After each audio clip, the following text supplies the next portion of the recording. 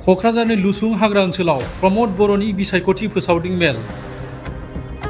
एनडिएनि बिजाथि जयन्त बसुमतारिनि थाखाय थाद'नाय गैयै हेलिकप्टारजों गिदिंनानै बिसायख'थि फोसावदिंदों बिटिआरनि चिफ प्रमद बर'आ। बेबायदिनो फैगौ 7 मेआव खुंजानो गोनां 3थि खोलोब लकसभा बिसायख'थियाव क'क्राझार बियाबनि एनडिएनि बिजाथि जयन्त बसुमतारिनो भट होनांगौनि थाखाय दिनै क'क्राझार जिल्लानि सिङाव थानाय आदिबासिफोरनि गोहोम गोग्लैनाय लुसुं ओनसोलाव खुंनाय बिसायख'थि फोसावदिं मेलाव बाहागो लादों बिटिआरनि चिफ प्रमद बर'आ।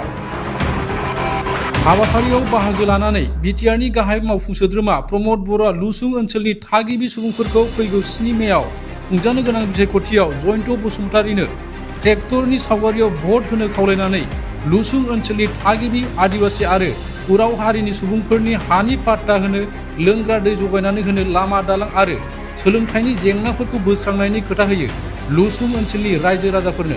आरोबाव बिथाङा खौरां बिजोङाव मा फोरमायदों फै मिथिना लानो।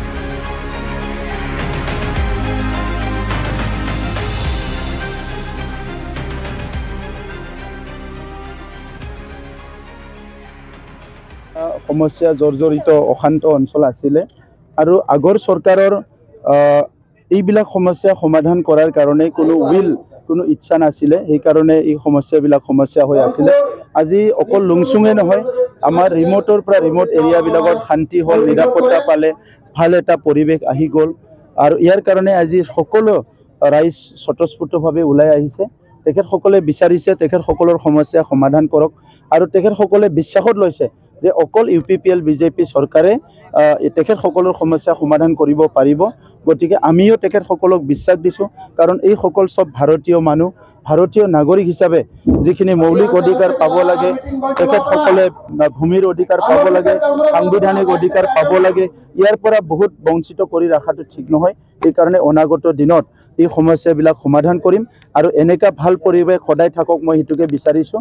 লুংচুং অঞ্চলৰ আমাৰ সান্থালী আৰু উৰাও যিখিনি লোক আছে সেইসকলে খুব পজিটিভ হয়। মই তেখেতসকলৰ কথা পাতি আছোঁ, সেইকাৰণে আজি এই সভাত আহি খুব ভাল লাগিছে। এতিয়া সব মানে কেম্পিঙৰ যিটো পৰিৱেশ সেইটো বহুত বদলি গৈছে। সকলো জাতি জনগোষ্ঠী এতিয়া UPPL কেণ্ডিডেট জয়ন্ত বসুমতাৰীক ভোট দিবলৈ মানসিকভাৱে সবে প্ৰস্তুতি হৈছে। 2024 400 পাৰ, 2029 500 পাৰ মিত্ৰ দল হিচাপে কি ক'ব? চাওক, আজি ভাৰতত যিমানখিনি কাম প্ৰধানমন্ত্ৰী নৰেন্দ্ৰ মোদী ডাঙৰীয়াই কৰিলে এইটো কোনো তুলনা নহয়।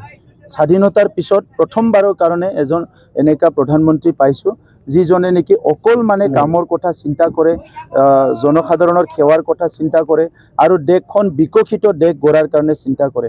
সেইকাৰণে এতিয়া এই সময়ত কোনো প্ৰতিদ্বন্দ্বী নাই আৰু প্ৰধানমন্ত্ৰী ডাঙৰীয়াও সৰ্বকালৰ শ্ৰেষ্ঠ প্ৰধানমন্ত্ৰী হ'বলৈ গৈ আছে, কাৰণ তৃতীয়বাৰ তেখেতে প্ৰধানমন্ত্ৰীৰ দায়িত্ব ল'বলৈ গৈ আছে।